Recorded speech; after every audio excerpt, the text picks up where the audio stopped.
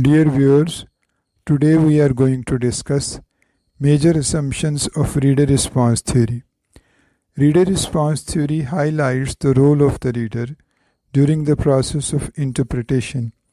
It emerged on literary horizons as a reaction against new criticism or formalism. Whereas formalism treats literary text as a self contained entity, reader response theory presents the reader as a source of meaning. Formalism claims that too much dependence on the reader may lead to subjectivism or relativism. On the other hand, reader response critics claim that reader should be the central concern in discussions of reading process. They are of the view that a text does not even exist until it is read by some reader. Indeed, the reader has a part in creating the text. It is the reader who gives meaning to the text. Major assumptions of reader response theory are as under. Firstly, in literary interpretation, the text is not the most important component, the reader is. In fact, there is no text unless there is a reader.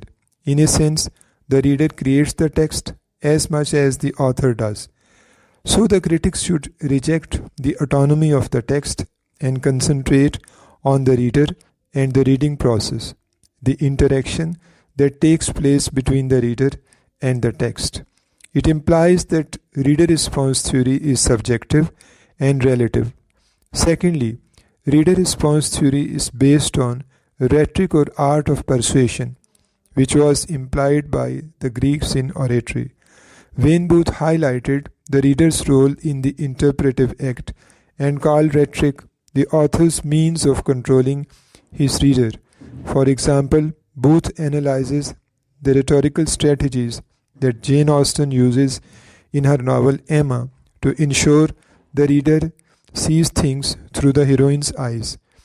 In Principles of Literary Criticism, I.A. Richards constructed an effective system of interpretation, which was based on emotional responses. Richards conceded that the scientific conception of truth is the correct one and that poetry provides only pseudo-statements which cannot be empirically verified. These pseudo-statements, however, are crucial to the psychic health of humans because they have now replaced religion. They fulfill our appetency or desire for truth, that is, for some vision of the world that will satisfy our deepest needs. Louis Rosenblatt, Walker Gibson, and Gerald Prince also affirm the importance of the reader, but do not relegate the text to a secondary role. Rosenblatt advances a transactional theory. According to this theory, a poem comes into being only when it receives a proper reading, that is, when readers interact with a given text. Gibson put forward the theory of a mock reader who exchanges a dialogue with the author. As a matter of fact, the mock reader is a role that the real reader plays when he interacts with the text.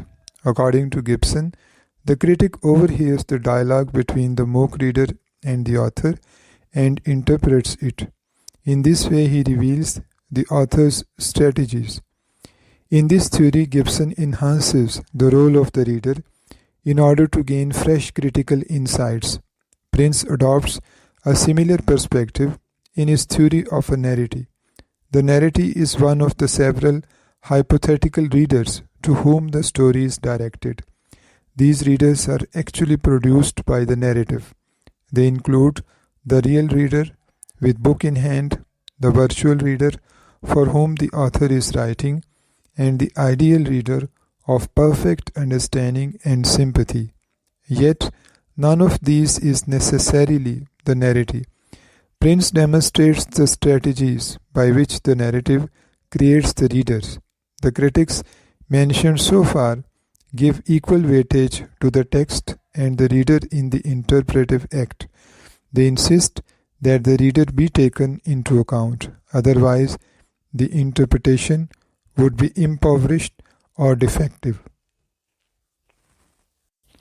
Wolfgang Iser is a German critic who applies the philosophy of phenomenology to the interpretation of literature. Phenomenology stresses the perceiver's role in any perception.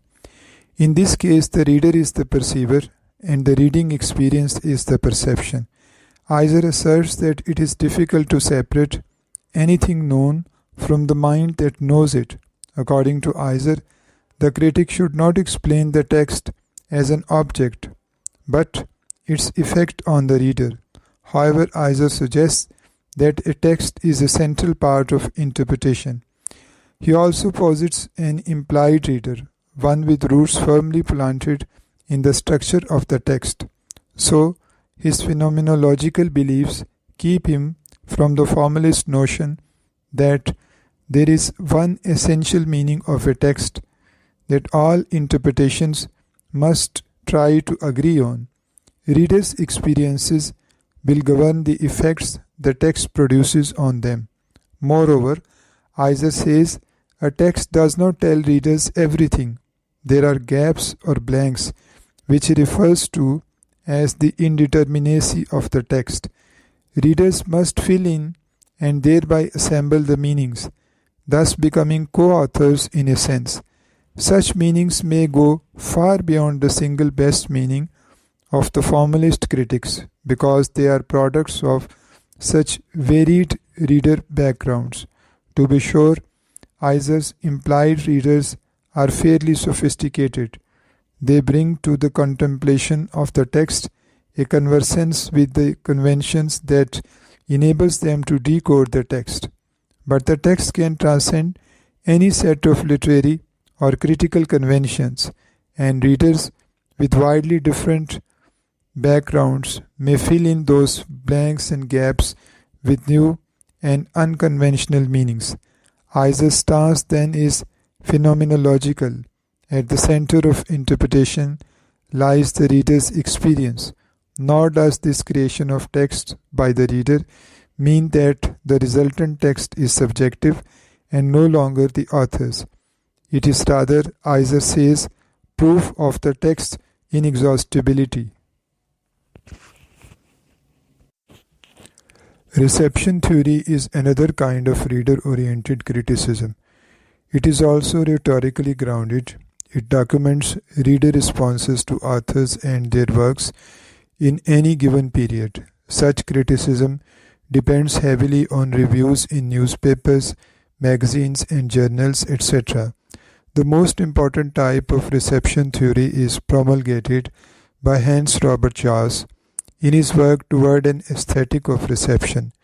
Jauss seeks to bring about a compromise between that interpretation which ignores history and that which ignores the text in favor of social theories. In order to strike a via media, Jauss has coined the term horizons of expectations of a reading public.